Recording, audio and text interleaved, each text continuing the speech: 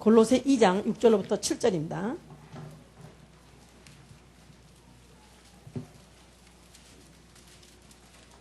325면입니다.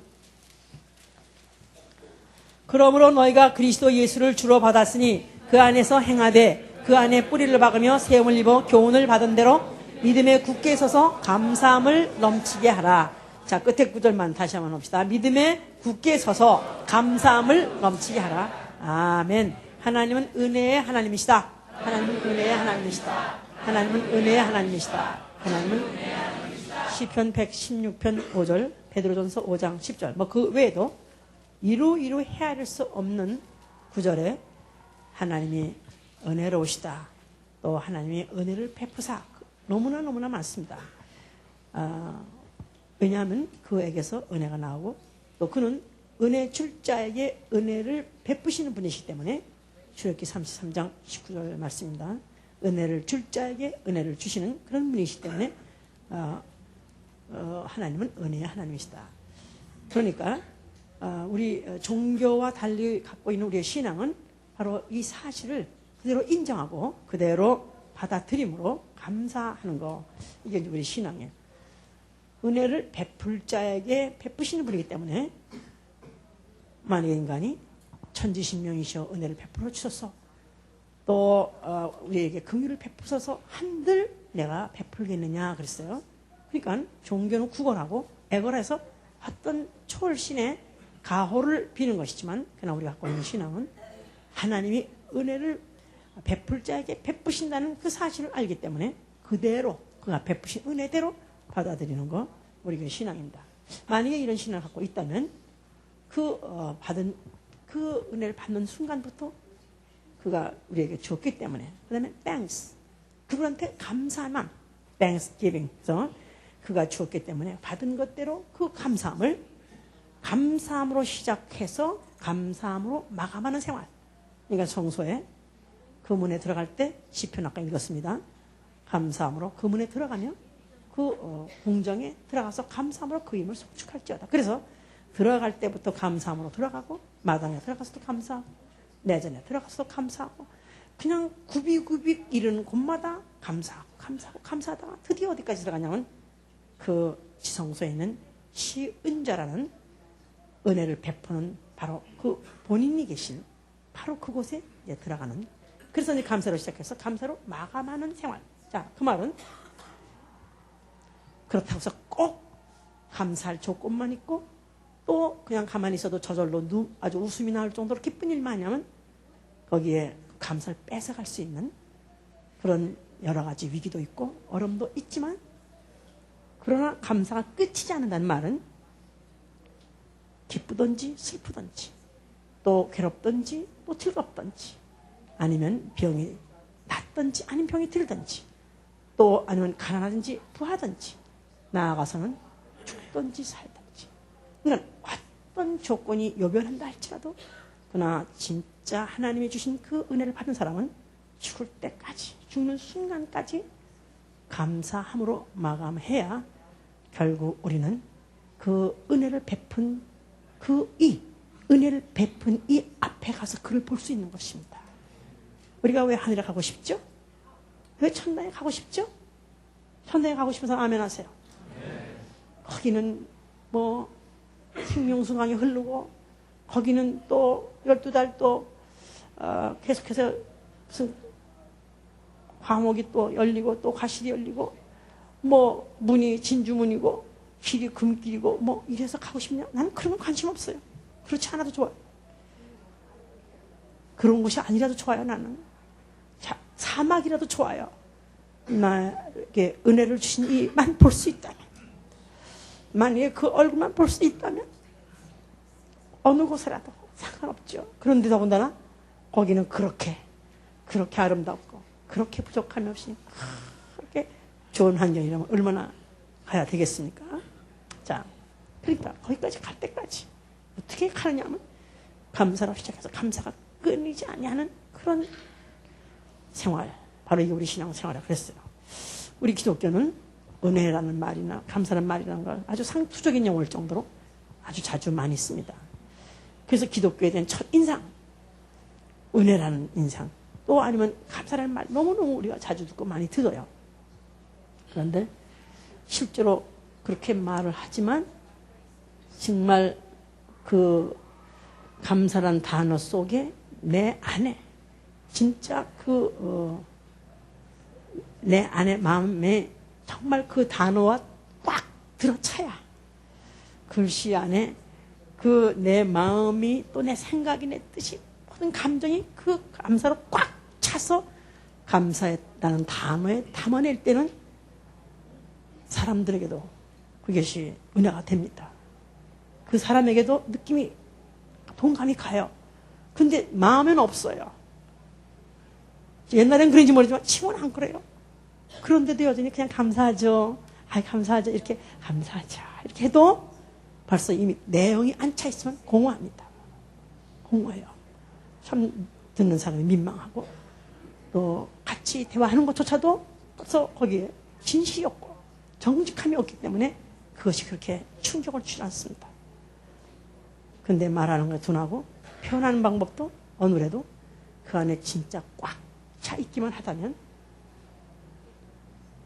그 은혜가 전달이 되고 그로 인해서 또 나도 감사한 마음이 생기고 또 감사한 그런 그 힘 가지고 알만지 세상을 넉넉히 기쁘게 즐겁게 행복하게 살 수 있죠. 이제 그러니까 우리 신앙생활에서 감사함이라는 원동력으로 시작해서 이제 바로 그 베푸신 이 앞에까지 가야 되는데 마치 신앙생활이 중간에 가다가 감사가 많이 걷어간다면 감사가 많이 말라버린다면은 마치 항해 중에 비행기 타고 가다가 날개 부러진 것 같고 아니면 프로펠러 고장난 것 같고 아니면 기름 떨어진 것 같습니다.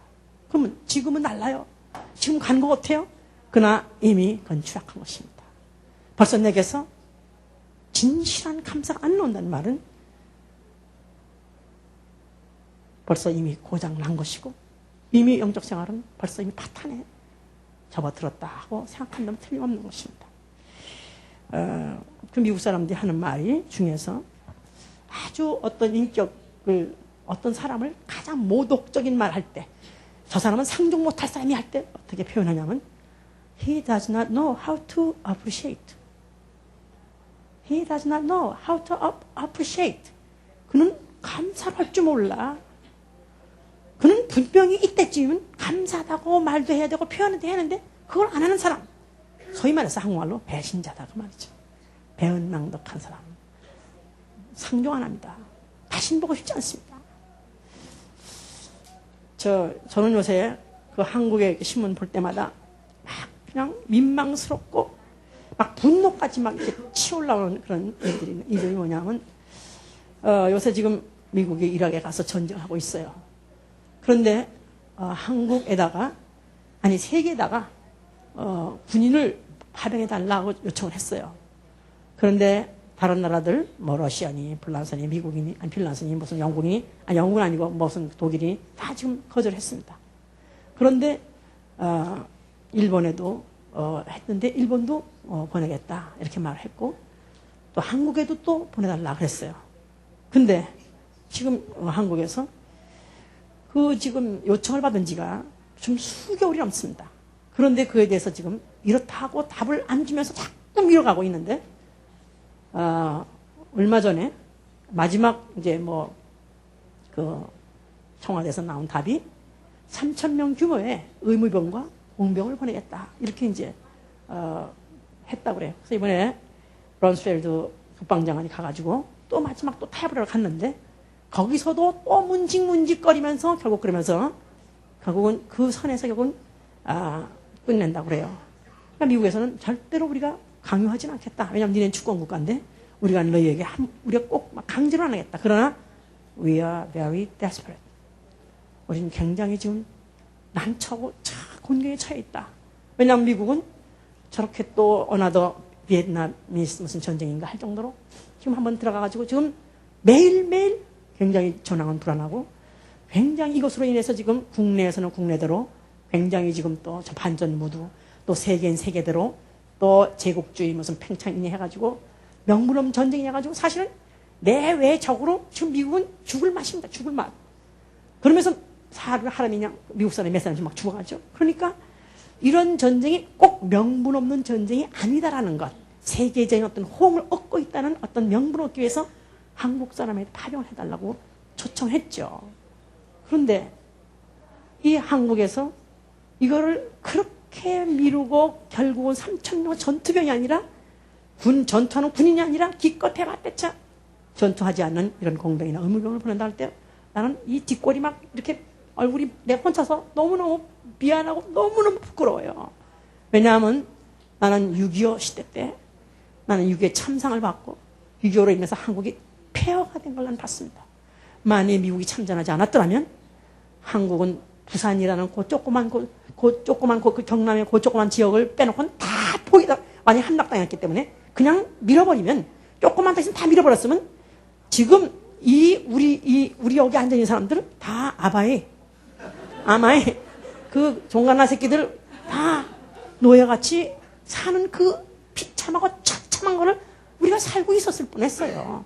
그런데 미군들이 주도한 그 유엔군이 와가지고 도왔기 때문에 그냥 도왔나요? 죽은 사람만 그 3년 동안에 죽은 사람 3년의 한국전쟁 때 죽은 사람만 37,800여 명이라고 그래요. 사상 죽은 사람만 거기다가 부상 실종한 사람 아주 죽었는지 산지 유해도 못 찾는 사람만 8,000여 명이고 거기다가 부상한 사람이 뭐 합해가지고 거의 10만 명의 희생자를 냈습니다. 사상자가 10만 명이에요. 3년의 전쟁 중에 10여만 명이 죽었습니다. 근데 어떤 교수가 이번에 거길 못 가봐서 꼭 가봐야 다음 때는 그 워싱턴의 그 국군묘지에 갔는데 거기에 알지도 못하는 나라를 위하여 생면부지에 한 번도 본 적 없는 사람들을 위하여 우리의 이 많은 장병들이 여기에서 막 이렇게 목숨을 다 잃었다고 하면서 거기에 이렇게 묘비를 쓴 걸 보고 있는데 마음이 참 참담하더라 이 말이야. 한국에서는 파병반대 명분 없는 전쟁에 왜 용병으로 나가냐 그러면서 막 반대를 하고 있는 한국에 대통령도 막 꺼리고 있고 모든 정객들이 다 그와 같이 있는데 그걸 보고 있는데 너무너무 미안하고 그런데가 또 어떤 미국 기자가 와서 그걸 자기를 찍고 있는데 자기가 정말 어디로 도망가고 있고 숨고 싶더라고 그래요. 저는 하여튼 이라크 전쟁이 명분이 있는 거 그거 따질 것 없이 나는 그보다 더 먼저 우선하는 것은 정말 그들이 우리를 위해서 10여만 명이라는 사상자를 내서면서 우리나라를 구해줬고 우리나라가 없어질 뻔했는데 나라를 구해줬고 나라는 존재도 죽을 뻔해 살았고 그뿐입니까? 그 다음에 가난을 면했죠. 문명을 면했죠. 우리가 완전히 야만인 같이 살았었는데 이제 문화인이 되는 이 모든 것들이 바로 사실 우리는 미국이라는 시혜국 때문에 은혜를 베푼 나라 때문에 우리는 수혜자가 된다 이 사실. 그래서 그 사실을 너무 기억하고 있는데 그런 것들을 너무 모르고 그걸 배은 망덕한 자 그런 데를 볼 때는 너무 부끄럽고 내가 한국인이 그렇게 부끄러울 수 없어요. 그래서 요새는 미국 사람들 하고 이제 가다가 이제 스탑 사인 아니면 신호 사인이 걸려가지고 둘이 차를 나란히 이렇게 있을 때 이렇게 옆에 사람이 날 쳐다볼 때 항상 나는 내가 한국 사람 코리안 어글리 코리안 그럴 것 같아서 나는 그게 너무 미안해요. 왜냐하면 인간이 동물하고 다른 게 뭐냐 이거지. 인간은 과거에 나에게 내가 어려웠을 때 내가 정말 위기에 처했을 때 나를 구원해 줬다는 그 사실 때문에 두고 갚아야 되는 게 바로 인간인데 만약에 그를 갚지 않을 때 그건 인간이기를 포기한 거죠. 인간이 아니죠. 만약에 사람에게 받은 그 은혜도 기억해서 갚을 줄 알거나요. 만약에 하나님이 우리에게 어떠한 은혜를 베푸시는 걸 많이 안다면 이거야 두고 갚아야죠. 죽을 때까지 갚아야죠. 가난해도 갚아야 되고요. 또 부해도 갚아야 되고요. 또 형통해도 갚아야 되고요. 또 내가 곤고해도 갚아야 되고 잊으면 안 되고 길이 기억하면서 갚아야 될 바로 은혜가 하나님의 받은 은혜입니다. 하나님이 은혜를 베푸시다 했을 때 하나님은 천사들에게 베푸지 않으셨어요. 그러나 하나님의 형상대로 그 모양대로 지은 사람에게다가 은혜를 베풀었습니다. 아담이야말로 수혜자, 하나님의 은혜를 몽땅 그 몸에 받은 수혜자입니다. 그가 에덴 동산에서 하나님이 만드신 모든 만물들을 다 누리고 한마디 다스릴 수 있는 그런 환경으로 그에게 베푸셨어요. 그러나 그가 하나님이 아닌 것에 대해서 이 모든 것은 누구로 말미암아 주었다는 걸 잊지 말게 하기 위해서 동산 중앙에 있는 선악과는 먹지 말라, 잊지 말라, 이거는 네가 만든 게 아니가 하나님이 주신 것이라는 것을 알게 하기 위해서 하나 금령을 걸었습니다. 그런데 그 동산 안에 마귀가 있고 뱀이 바로 그 마귀의 사주를 받아가지고 여인자를 꿰죠. 이 동산 거 너 다 먹지 말라느냐? 아니, 다 먹지 말라는 건 아니야. 그러면서 이제 다 먹지 말려냐 하면서 먹지 말려는 어떤 회의를, 하나님께 대한 어떤 회의를 막 불러일으켰어요. 그랬을 때 다 먹지 말라는 건 아니야. 그런데 단 하나는 먹지 말랬어. 너 왜 먹지 말라는 줄 아냐? 먹으면 죽는다는데? 아니야, 결코 안 죽는다. 하나님 네가 될까 봐 그래. 그래서 하나님에 대한 그 받은 바 은혜에 대해서는 망각하게 하고, 하나님이 하지 말란 거, 하나님이 아직 다 맞아주지 않은 거, 그거에 대해서만 어떤 불평 원망을 심어버렸어요. 그 씨를 뿌려버린 바람에 결국은 그 여인이 그 유혹을 못 이겨서 결국은 선악과를 먹었고 남편까지 먹이고, 그래서 그들은 그 에덴 동산에서 떵떵거리고 잘 사는 게 아니라 결국은 하나님의 그 은혜를 배신한 사람을 결국은 다 내쫓아버린 것입니다. 그래서 에덴 동산을 쫓겨난 다음에 인류에게는 그야말로 다시는 에덴 동산 같은 그런 환경을 누리고 살 수 없도록 아주 고생을 확 시켜버린 것이 이제 그 성경에 기록되어 있죠. 그렇지만은 하나님은 그래도 인간이라면 아예 은혜를 베풀라고 작정하고 만든 피조물이기 때문에 하나님이 은혜를 베푸사, 그런 말이 많이 있어요. 노아에게 하나님이 은혜를 베푸사 그에게 홍수를 피하게 하셨고, 또 아브라함에게도 또 은혜를 또 베푸셨기 때문에 아브라함이 자기 가정이 가까이 오신 하나님을 또 그가 영접하게 한 것이고, 또 그 후손 이스라엘 백성이야말로 하나님이 은혜를 베푸셔서 하나님의 백성 삼으신 것입니다. 그래서 출애굽기 1장 20절에 이 이스라엘 사람들은 그들이 죽을 자리, 멸종당할 자리에서 어떻게 멸종당하지 않고 그들은 근근히 아니 그러면서 번성하게 됐냐면 하나님이 은혜를 베푸셨다고 써 있어요. 출애굽기 1장 20절에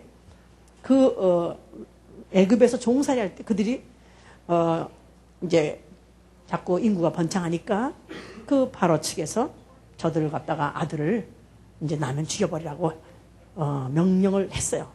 그런데 하나님이 산파에게 은혜를 베푸사 그랬어요. 산파에게 은혜를 베푸사.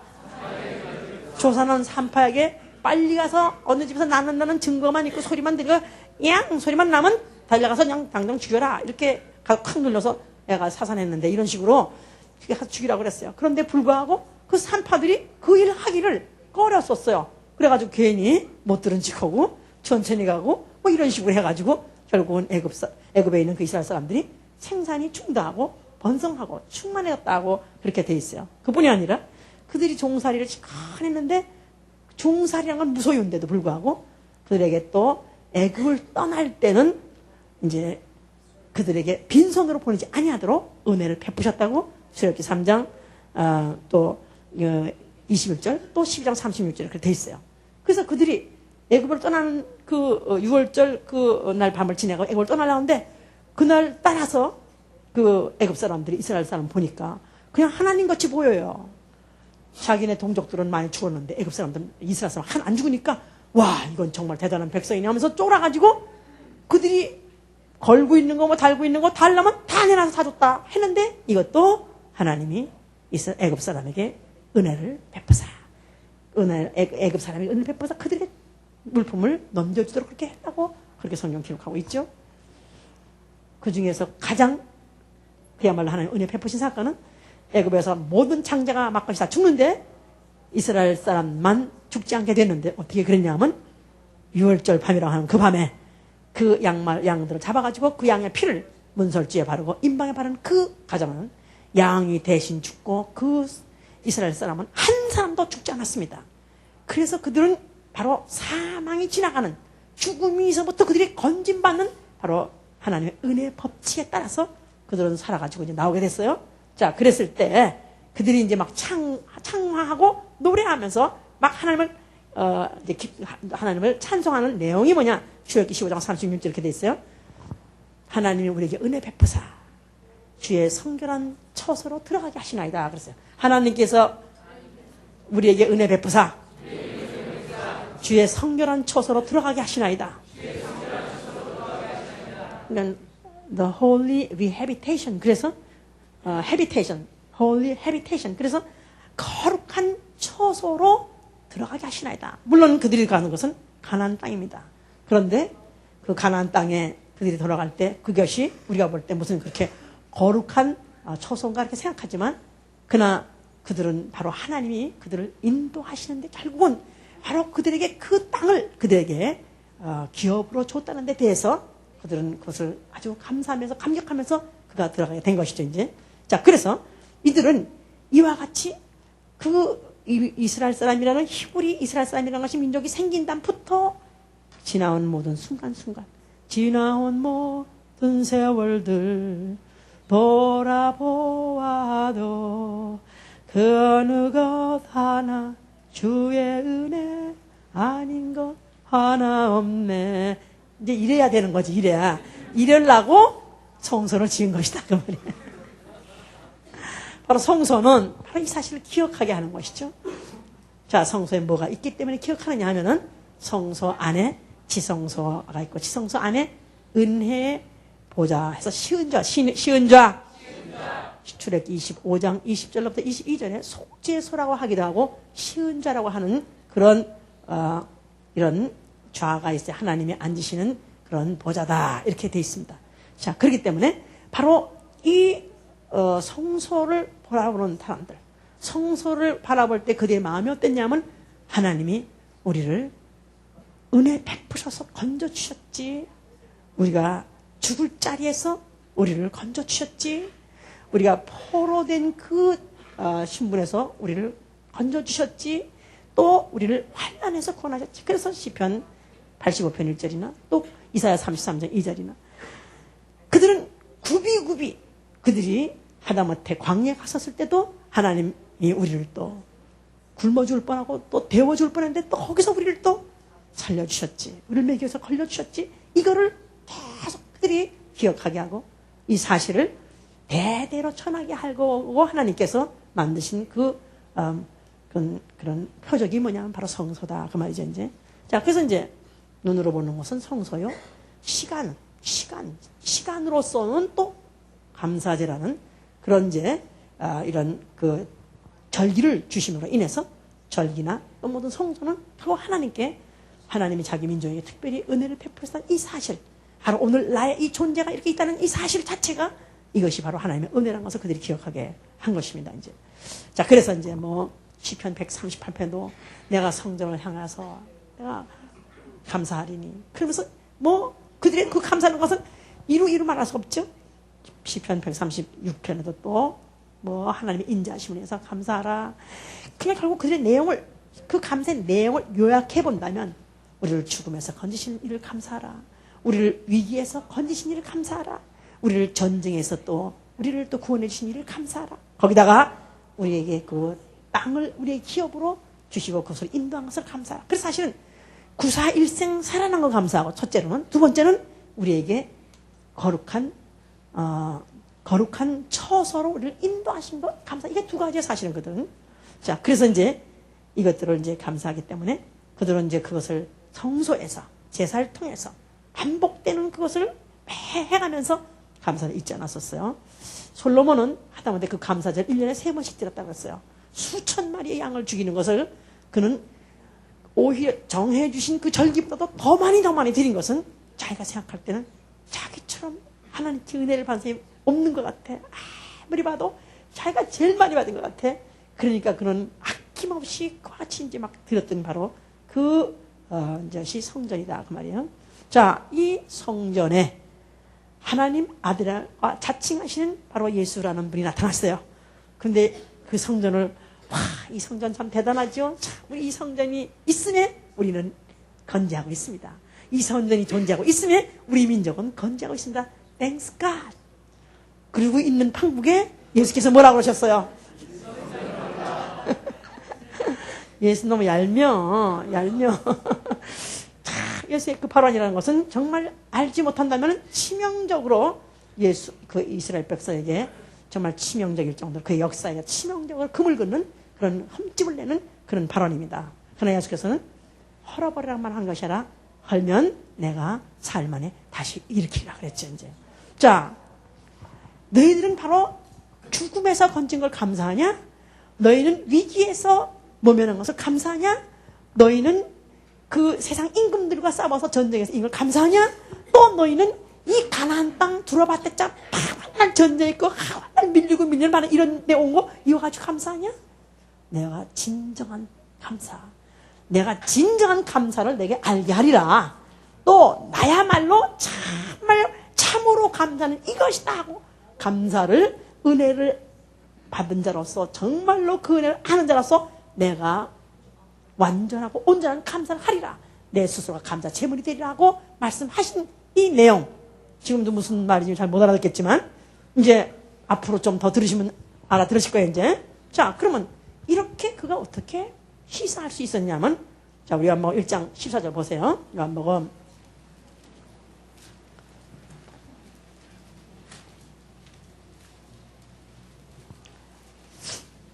말씀이 육신이 되어 우리 가운데 거하심에 우리가 그 영광을 보니 아버지의 독생자의 영광이요 은혜가 진리가 충만하다. 16절 보시니까 우리가 다 그의 충만한 데서 받으니 은혜 위에 은혜라.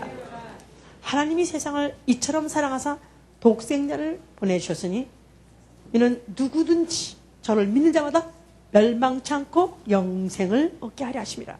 하나님이 독생자를 보내주셨습니다. 하나님이 독생자를 보내줬다 하는 말은 하나님이 하나밖에 없는 아들을 보내주셨다. 물론 귀합니다.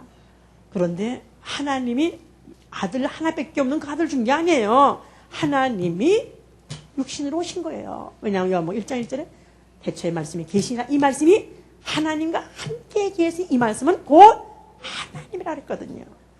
하나님 말씀이 육신으로 왔단 말은 하나님이 육신으로 오셨으니 그가 바로 누구냐? 독생자다 그 말이에요. 바로 그 독생자가 누구냐? 은혜 위에 은혜다. 그러니까 하나님이 주실 수 있는 은혜 다 줬다 그 말이에요. 하나님이 인류에게 베풀 수 있는 은혜는 이제는 더 이상 없이 완전하게 완벽하게 모두 줬다는 것입니다. 몽땅 줬다는 것입니다. 그러면 그가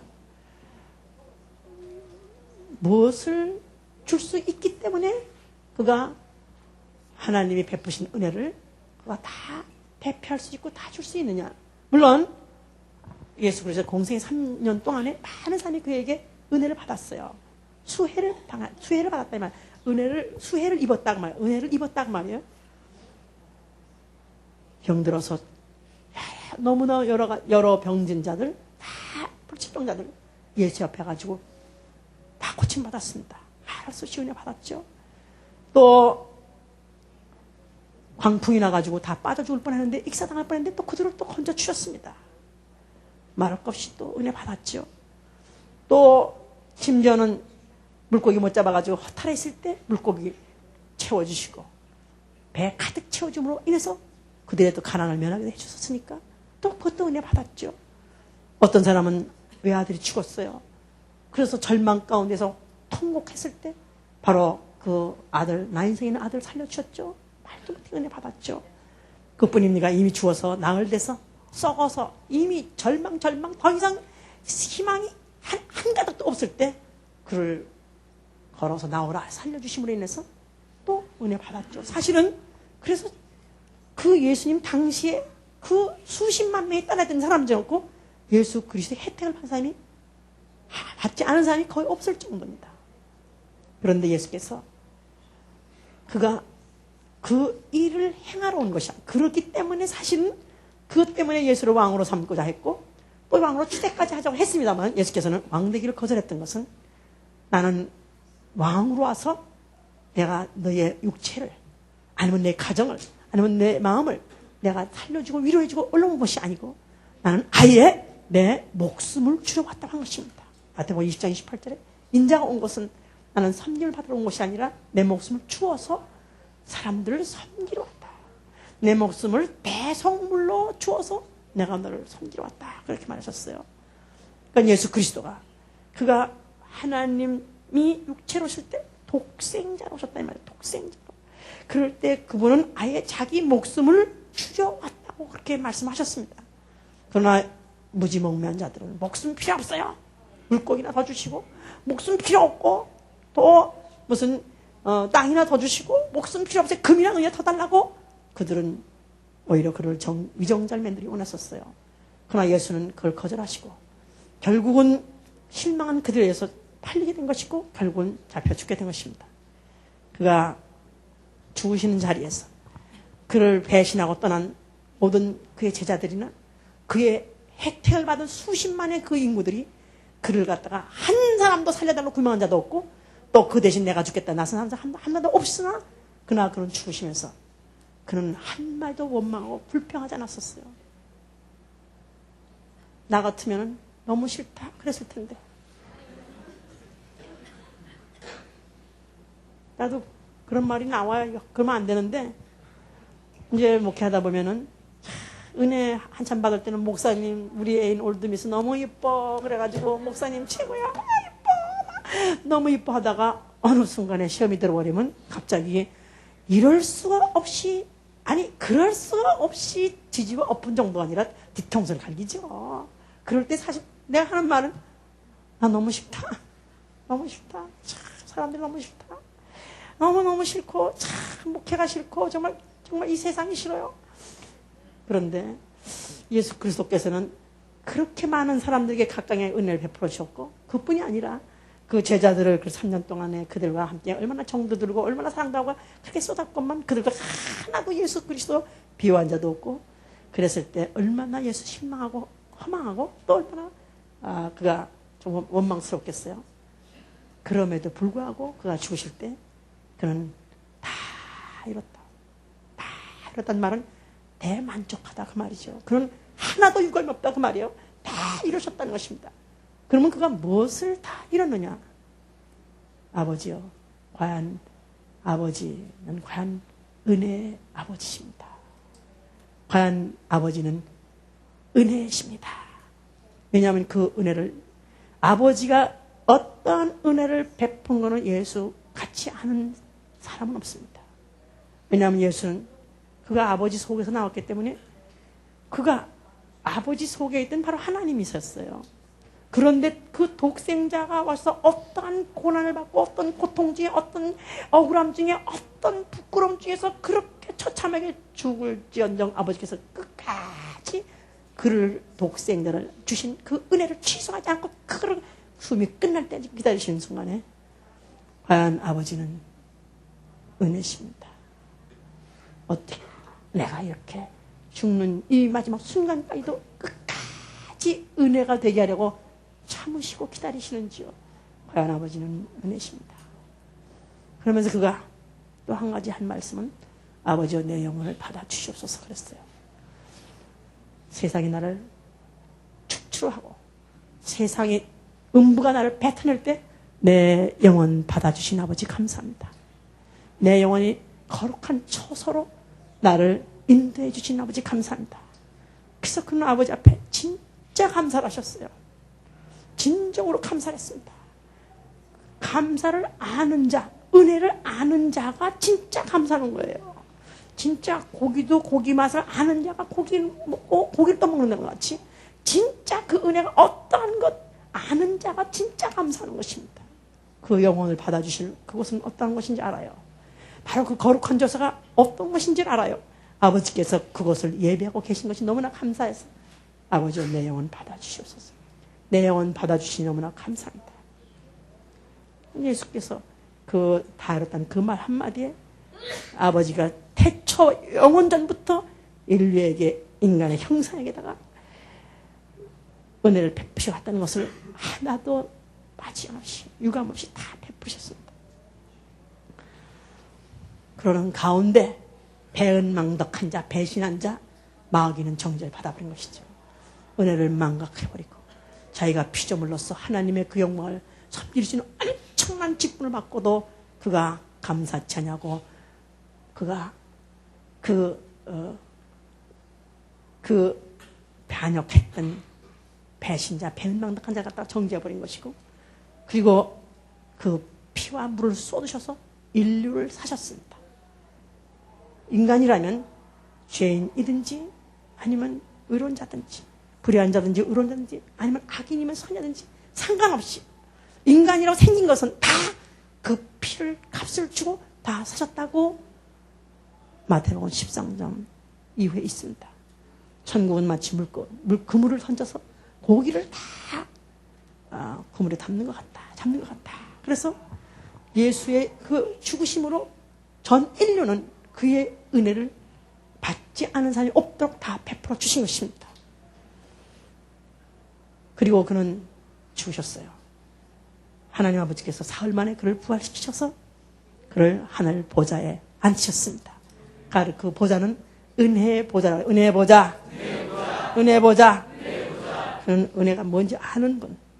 그는 음부를 다녀왔기 때문에, 그가 음부의 고통을 알기 때문에, 죄의 그 더러움과 그 결과의 끔찍함을 이미 안 자라서 은혜가 어떤 것을 아는 분이기 때문에 거기 앉을 자격이 있는 거예요.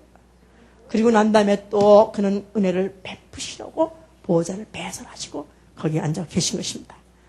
이 은혜를 알게 하려고, 이 은혜의 복음을 증거하게 하려고 성령을 보내셨어요. 할렐루야. 네. 자, 성령을 내가 몇 날이 못 되어서 가면 보내겠다 했었습니다.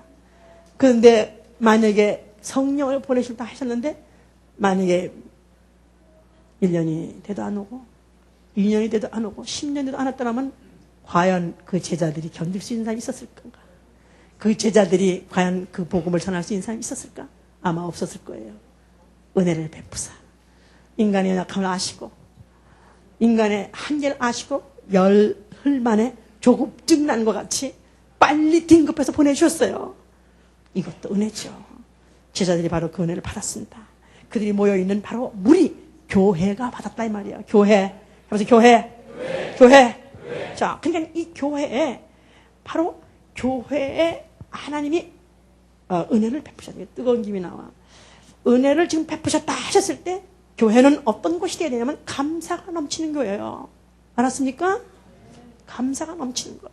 그러니까 너희가 그 안에 뿌리를 박으며 세움을 입어 교훈을 받은 대로 그리스도 예수를 주로 받았으니 우리가 은혜의 주로 우리가 받아들였으니 그 안에서 행하되 그 안에 바로 그의 몸된 교회 안에서 교훈을 받고 뿌리를 받고 교훈을 받는다면 믿음에 굳게 서서 감사함을 넘치게 하라. 우리 교회 안에서 우리가 그 은혜의 그 크기와 높이와 넓이를 알아가면 더 깊이 배워가는 게 바로 교회에서 하는 일이다 그 말이에요. 그러니까 처음에 우리가 예수 믿게 됐습니다. 예수 믿을 때 예수 믿으면 지옥 안 가고 천당 갑니다. 모든 죄 사함 받고 천당 갑니다. 그래요? 그럼 그냥 혹시도 있을지 모르니까 가죠. 그래서 시작을 그렇게 합니다. 그러나 일단 교회 문에 들어서게 되면은 그래서 일단 죄 사함 받는다, 지옥 안 가고 천당 간다. 그래서 일단 감사합니다 하고 시작했지만 그러나 정통 감사는 언제부터 시작하냐면 성령을 받아야 할 수 있어요. 성령이 우리에게 은혜로 주신 것들을 알게 하셔요. 성령이 들어와야 내 죄가 얼마나 더러웠던지 얼마나 많았던지 가면 갈수록 커지는 것이죠. 그러니까 성전에 딱 들어갑니다. 문이 열려있는 대로 들어가요. 그런데 제일 먼저 맞아뜨린 것이 어디냐면 번제단이에요. 그 성전의 모형들을 보면은 그 모형도에도 그 번제단에 올라가는 층계를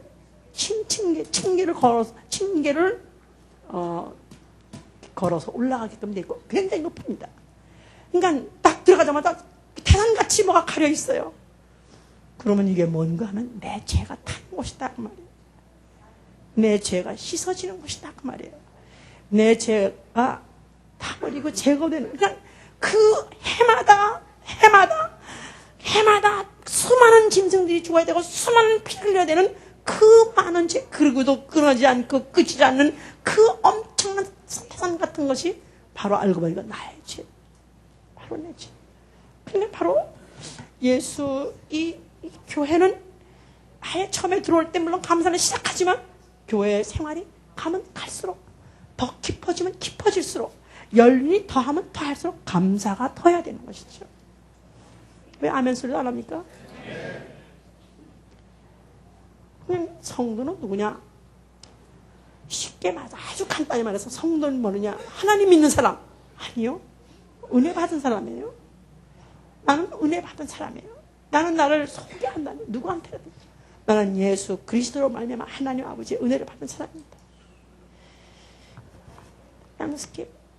나는 받았기 때문에 확실히 받았기 때문에 나는 감사합니다. 그래서 이제 예수 믿는 사람들은 자기가 은혜 받았다는 것을 이제 자랑하고 또 이제 그것을 남에게 이제 말을 하죠. 그럴 때 당신 그래 뭐 교회 다니면서 그래 뭐 은혜 받았다며? 뭘 받았어 그래? 뭐 어떻게? 뭐 얼마큼 받았어 하고 이제 말을 합니다. 그러면 내가 병이 들었었는데 다 병이 났죠. 거기다가 또 우리 남편이 술주정뱅이였었는데 또 내가 기도했더니 우리 남편이 또 회개를 해서 이제 술 끊었죠. 그렇다면 남편이 날 두드려 패더니 이제는 남편이 순한 양과 같이 됐죠. 또 우리 애새끼 속을 팍팍 새기더니 그게 또 사람이 됐죠. 또 그게 또 뭐 우리 또 가난랭이라서 밥 먹고 살기 힘들었었는데 이제는 어엿하게 이제는 직장도 이제는 제대로 있어가지고 밥도 먹고 살죠. 사실 따져보면 너무 은혜 받은 거 많습니다. 그러면 만약에 아직도 속썩이는 남편이 있다면 아직도 우리 가정에선 병든 자식이 아직도 있다면 아직도 낳지 않고 점점 죽어간다면 그러면 뭐를 이 사람은 감사하겠는가? 어떤 사람은 병이 났다고 감사하는데 나는 병이 안 났고 어떤 사람은 가정 문제 해결된 그 문제가 해결 안 됐고 또 어떤 사람은 또 먹고 살게 됐다는데 아직도 나는 가난하다고. 아니 가난이 오히려 예수 믿고 나서 더 가난해지고 더 모든 게 안 된다면 과연 나는 감사할 것이 없는가? 다 뺏어가고 다 걷어간다 할지라도 우리한테 감사할 것 영원히 감사될 것은 독생자를 보내주셨다는 이 사실. 하나님이 독생자를 나에게 주셨다는 사실. 이거 하나. 바로 내가 예수 믿는 순간에 내 영혼 안에 그의 피 한 방울이 떨어졌던 이 사실 하나 가지고 바로 그 피 한 게 예수의 이름이 나한테 들어왔다는 그 사실 하나 가지고 감사할 조건은 완벽한 것이고 충만한 것이고 바로 이 감사 가지고 죽을 때까지 가는 것이다 이 말이에요.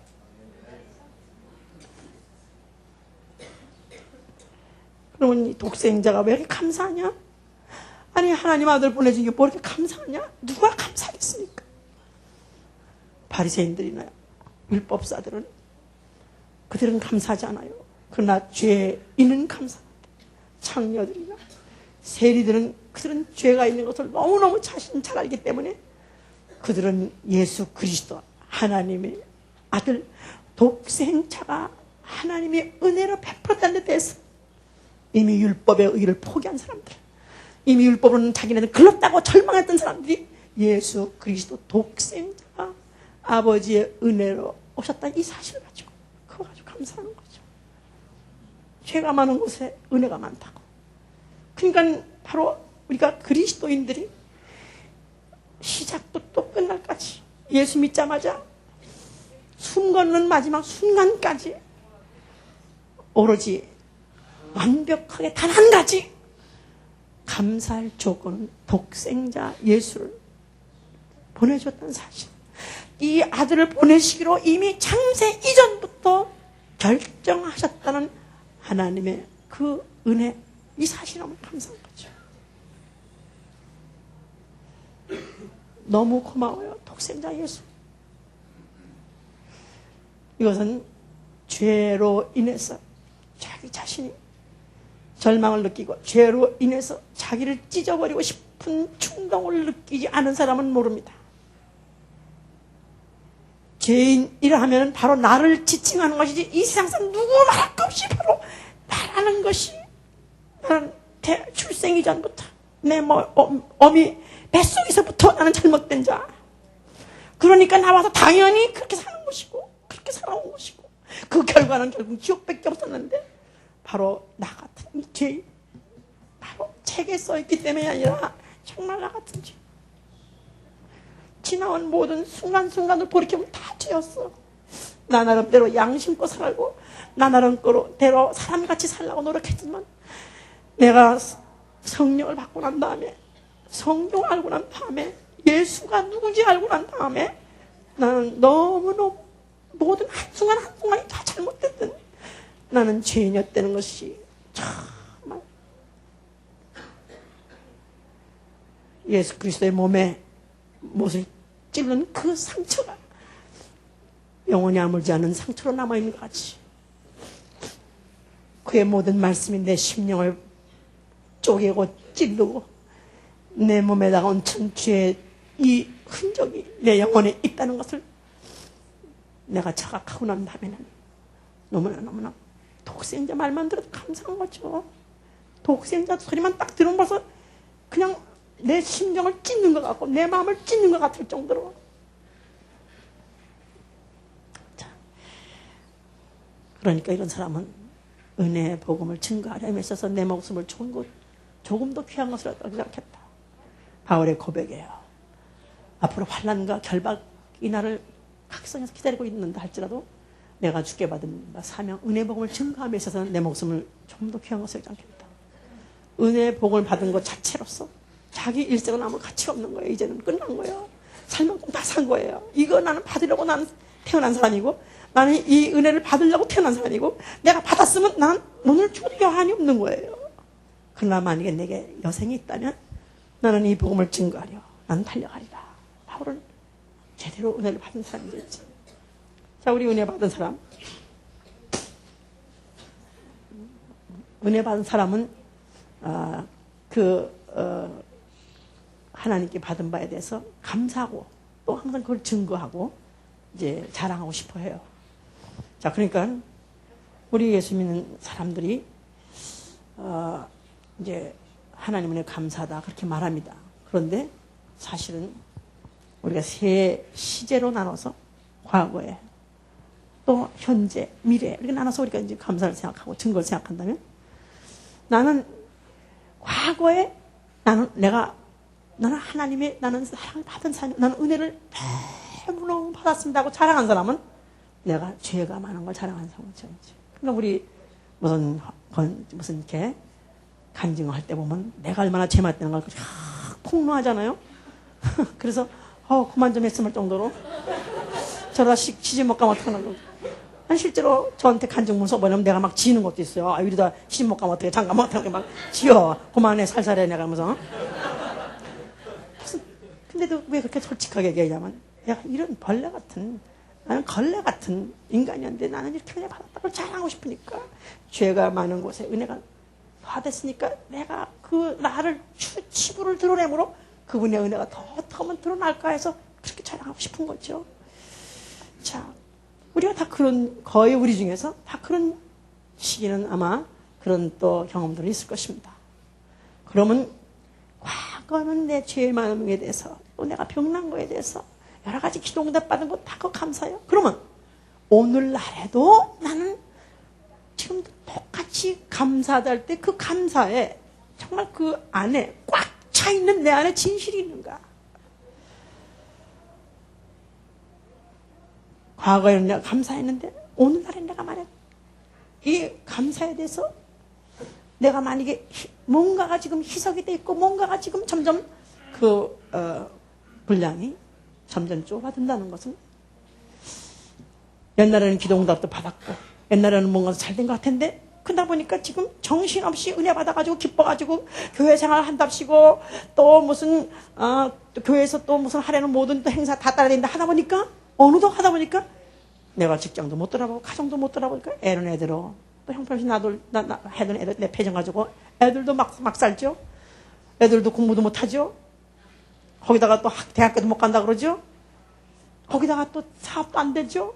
그러다 보니까 내가 몇 년 동안 10년 동안 아니면 15년 동안 열심히 교회라고 열심히 했는데, 그런데 지금에는 모든 게 너무나 어렵고 너무나 안 되니까 감사한다는 말이 잘 안 나오고, 내가 과거에 너무 정신없이 살고 정신없이 내가 할 일만 하다 보니까 나는 이제쯤은 나는 다 교회 때문에 망했고, 만약에 열심히 너무너무 맹종하다 보니까 망했는가 보다. 만약에 그런다면은 내가 한 결정에 대해서 기뻐하고 있지 않은 것이죠. 가난도 내가 택한 가난이요, 비천도 내가 택한 비천이요, 핍박도 내가 택한 핍박이요, 고독도 내가 택한 고독이라면 누가 뭐란다 할지라도, 아니 남이 뭐라고 한다 할지라도, 아니 내가 느끼는 그 고통이 얼마큼 있다 할지라도 감사가 사라지면 안 되지. 내가 택했다면, 내가 택한 가난이고 내가 택한, 만약에 내가 저주라면은 오히려 감사해야죠. 만약에 오늘의 내가 만약에 불통이, 아니면 내가 곤고가, 아니면 핍박이, 아니 오늘 내 어려운 고난이 만약에 이것이 만약에 없었다라면 앞으로 내가 한 10년 후에 모든 게 그때 가서 또 혹시 변화돼가지고 잘 됐을 때 무엇을 나는 말할 수 있을까? 그렇습니다. 저는 과거에 병들었던 것도 또 중간에 또 어려움도 당해가지고 그냥 고통으로 태울대울 굴었던 그런 날들이 있었어요. 그런데 만약 그런 것이 없이 계속 잘 되기만 하고 계속 형통만 했다면 무엇을 간증했을까?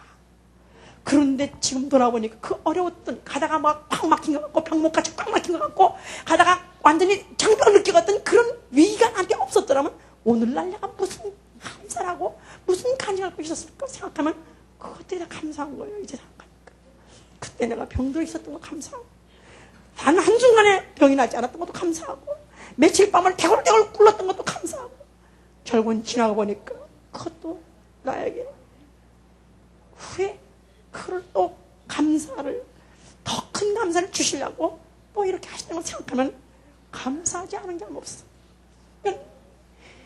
나는 오늘도 내가 택한 이 사실이라면 나는 어떤 형편 조건인지 기뻐하는 것입니다. 나는 예수 이름 얻은 것 같이 기뻐하고, 나는 그 바로 예수 그리스도의 보혈이 내 안에 있는 것 같이 기뻐하고, 그뿐이 아니라 그래도 나같이 연약한 자, 나같이 쓰러지기 잘하는 자, 교회라는 울타리가 있는 게 얼마나 감사합니까? 교회가 건재하다는 게 얼마나 감사하냐 이 말이에요. 교회가 깨지고 부서져서 없어지는 교회도 얼마나 많습니까? 그래도 20여 년 성장을 그래도 계속 교회라는 방파막이를 매겨서 내가 힘들고 어렵더라도 교회 와서 또 힘을 얻고, 또 내가 바깥에 나가면 동창생들 아니면 이웃들 잘 돼가지고 잘 사는 사람이 있어가지고 부러워해서 하마터면 실망하고 실족할 뻔했다가도 교회에 돌아오면 나 같은 또 가난뱅이들이 또 있고 또 그들이 기뻐하는 거 보니까 내가 잘못된 게 아니구나, 나는 그렇게 잘 가고 있구나는 위로를 받는 게 얼마나 감사합니까? 우리는 환각제 먹고 위로를 받는 것이 아니라 성령이 우리들에게 주신 것을 알게 하기 때문에 예수의 피 한 방울로 감사하고, 예수의 이름 하나 가지고 감사하고, 나를 보호해주고 방패를 마귀해줄 수 있는 교회가 있다는 이 사실 가지고 감사하는 것입니다. 이 감사가 오늘 감사하고 있는 거예요. 만약 그렇다면 앞으로 내가 죽는 순간까지, 앞으로 물론 땅에다가 심으면 땅에서 있는 것으로서 하늘에다 심으면 100배 축복을 주시되 현세도 주고 금세도 주고 내도 준다고 그랬어요. 그래서 금세 해결되겠지, 금세도 뭔가 잘 되겠지 하는 기대를 하고 있습니다. 많은 사람이 금세도 해결되고 또 축복받은 것은 물론 많이 받지만 그렇지 않은 사람도 많아요. 금세 해결이 안 되고 금세 응답이 없다 할지라도 그리하시 아니하실지라도 다니엘이 말하듯이 나는 당신들의 만든 신상에는 굴하지 않겠습니다. 절대로 신이 아닌 데다가 내가 절하지 않겠습니다. 당신이 나를 갖다가 어떤 벌을 준대도 우리 하나님 날 건지실 것입니다. 그러나 그리하지 아니하실지라도 나는 굴하지 않을 것입니다. 금세 100배 안 준대도 나는 굴하지 않을 것입니다. 나는 금세 하나님의 축복이라는 것이 뭔가 남들은 간증하고 받았다고 하는데 나는 그걸 못 받는다 할지라도 나는 내가 탁한 가난이요, 나는 내가 탁한 고독이요, 나는 내가 탁한 핍박이요, 내가 탁한 환난, 이 길은 나는 멈추지 않을 것입니다. 왜냐하면 은혜를 받았기 때문에 그렇습니다. 나는 은혜를 받은 사람이에요. 은혜를 받은 사람은 내가 앞으로 죽을 때 어떤 모양으로, 어떤 모습으로, 어디서, 언제, 어떻게 죽을지 모르겠습니다. 그러나 그것조차 염려 걱정하지 않습니다. 오늘까지도 나를 지키시고 내 믿음을 붙잡아 주시니가 마지막 순간까지도 감사하면서 죽게 해 주실 것입니다. 이 순간까지도 감사를 잃어버리지 않았다면 나 죽는 그 마지막 호흡이 끊어지는 순간에도 아버지여 감사합니다. 예수여 감사합니다. 그리고 내 숨 걷게 하여 주시옵소서. 왜냐하면 우리는 거룩한 초소에 들어가야 되니까. 감사로 마감하고 드디어 그가 감사를 베푸시니, 은혜를 베푸시니 앞에 내가 나아가야 그 얼굴을 뵈야 되기 때문에 그렇습니다. 바로 은혜가 어떤 것인지 바로 그의 얼굴을 뵈야 되기 때문에 그런 것입니다. 적은 시간에 손을 드세요.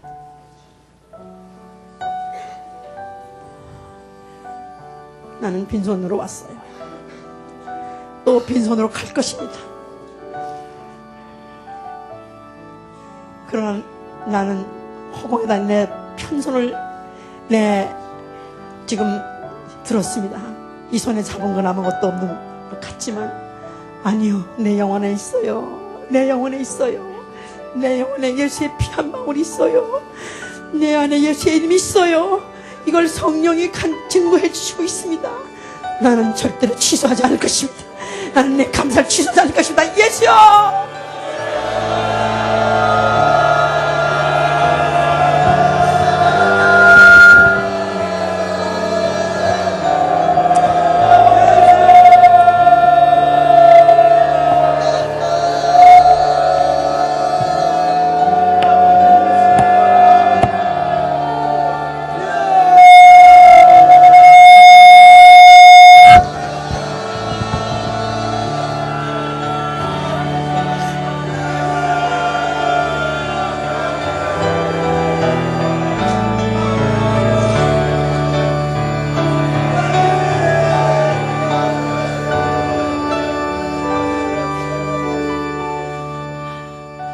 만약에 암병으로 고통 중에 죽는 순간에도 죽을 때 그렇게 아플 수가 없다는데 그럴 때도 감사할 수 있을 것 같으니까 우리는 아무도 장담 못해요.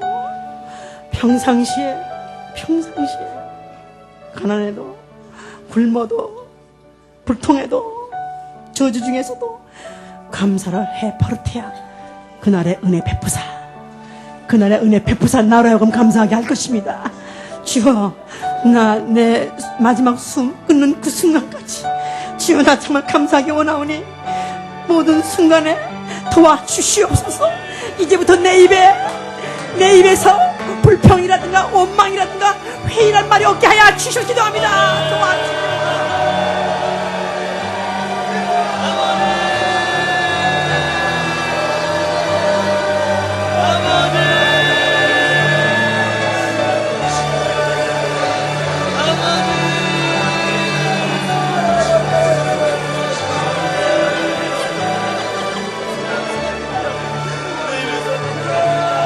아버지